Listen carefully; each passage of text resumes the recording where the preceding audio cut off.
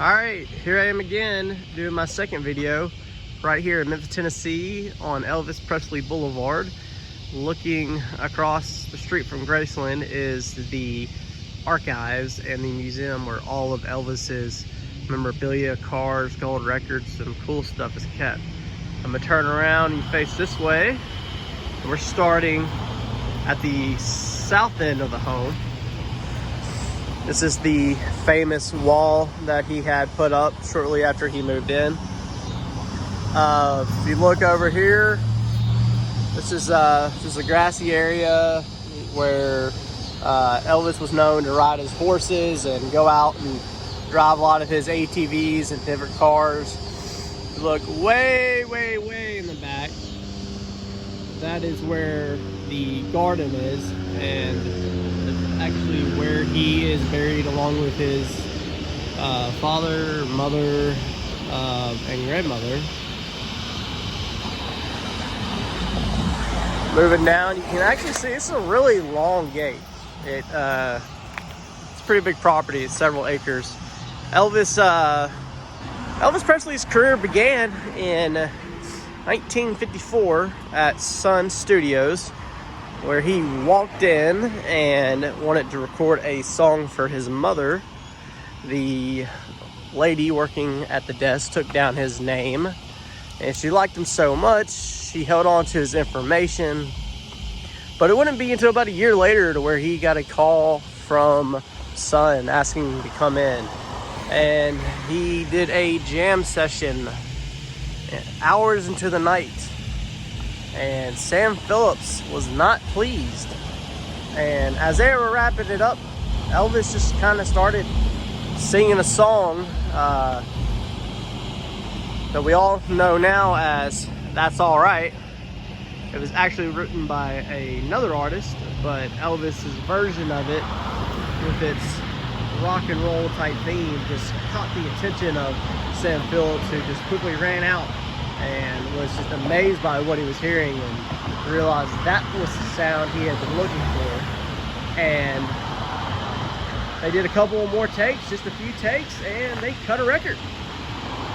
He would later go on to be on the Dewey Phillips radio show in downtown Memphis,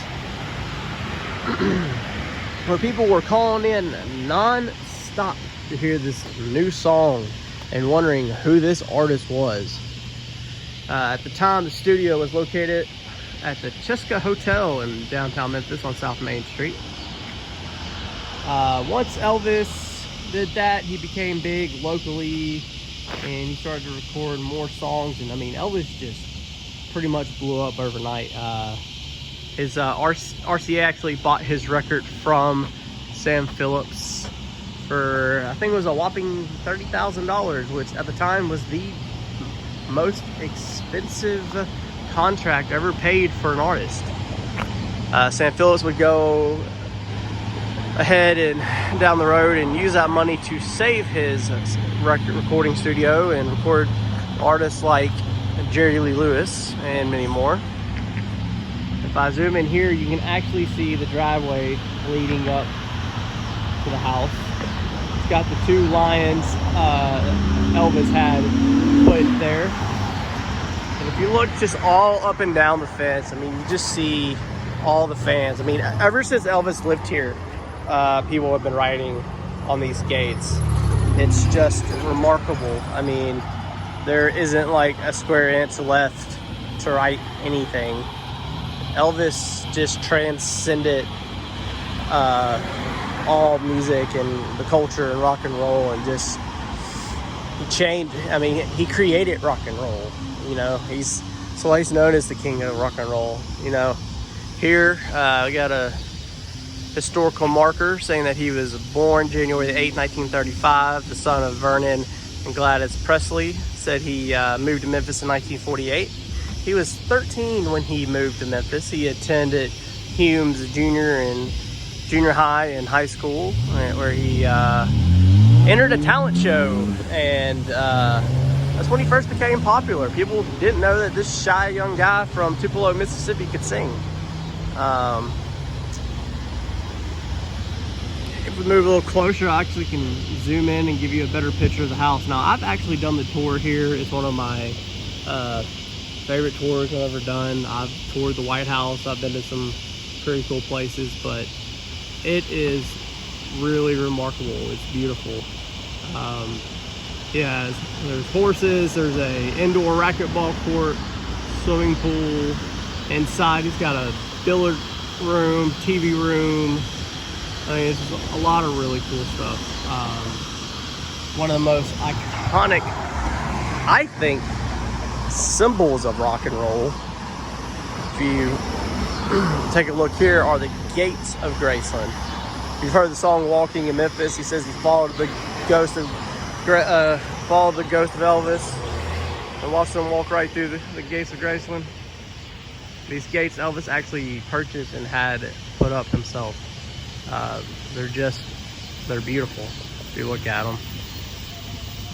Come up here, guard shack on the right. It's been there ever since Elvis lived here, manned at all times. See if we can get another focus on the house. Again, a bad video quality here. See the house, the long driveway. Elvis week just wrapped up, so I mean, you don't really see anybody out here now, but usually, I mean, the street is just lined with people. During Elvis week this year, there were just thousands of people. It was the 44th anniversary of his death. He died on August 16th, 1977, upstairs in his bathroom, of all places. If you look across the street, you see the Lisa Marie and the Hound Dog 2, two of his private aircraft. The funny thing was, Elvis was actually afraid to fly. I think it was his mother made him promise not to fly, so for years he drove and took the train like everywhere he went. And then he entered the Army in 1958 and came out in 1960. His mom passed while he was in the Army. And then I guess there was no more fear of flying after that. Elvis would go on and fly to and from Los Angeles, Beverly Hills, where he had more than one home actually during that time. I think he had at least two. He would go on to star in over 31 motion pictures. They were all financially successful. He was actually one of the highest paid actors of the time. He went on and did that for almost 10 years, and really the only music that was being released during that time were songs on the soundtracks. And Elvis just grew tired of the whole movie life. He really had a talent and really wanted to do more dramatic films, but his manager, Colonel Parker, really just held him back in every sense of the way and just wanted him to continue to make these teeny bopper movies. So when his contract expired, he wanted to get back into music, which brings us to the 1968 comeback special. To Elvis, he said it wasn't a comeback special. He hadn't been anywhere, but you know, he went on to be on, I think, NBC. It was the most viewed television event that year. I mean, it was just fantastic, great rock and roll. I mean, Elvis was just back. It was like he never left. And then he went on to do his Vegas gig. That's pretty much what he would do from 1969 until his death in 1977, would be to play Vegas. He still continued to tour and do other shows. He did the really famous Hawaii concert. See, the thing was, Elvis wanted to tour Europe. He had never been outside the United States except when he was in Germany doing the military. And he did one tour in Canada, or one concert in Canada, I believe. So the Colonel, who is his manager, was actually not an American citizen. He was an illegal alien from somewhere in Europe. He was afraid that if Elvis toured, that he would get stuck. Not Elvis, but Colonel Tom Parker was afraid that he would get stuck in Europe. So he kept that from Elvis, and he promoted the biggest satellite televised event up until that time, which was his concert in Hawaii, which was shown in countries all over the world and seen by probably 1 billion people. Elvis has sold more gold records than any artist in history. He is the #1 best-selling solo artist of all time. He won 3 Grammys. Believe it or not, he won his Grammys for gospel music. Elvis loved gospel.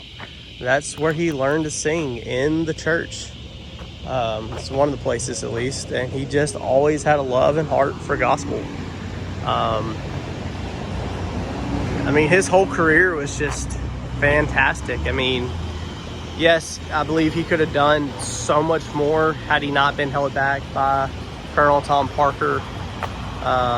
Then when he got out of the military, that's when he got addicted to different pills and things. It's really sad because it took a toll on his life. But you look at the Elvis from 1954 to 1958, when he was just in his prime. I mean, he changed music as we know it. I could talk all day about him. I just wanted to come out here and just kind of show the house, show the wall, you know, show the area a little bit, just talk about him a little bit. I've actually done the tour. Like I said, it's fantastic. Everything across the street, I mean, you would be amazed by the amount of cars, clothes, records, just everything. I mean, Elvis is literally known to have kept like everything he ever bought, every receipt for everything he ever bought. So they can track down like the receipts for the swimming pool being put in, the wall being put up, the gates being put in. I mean, everything is just so documented. It's fantastic. It's really out of this world. So one more time, looking at the property from this angle, and I think we're gonna call it a day because it's getting late. Thank you and good night.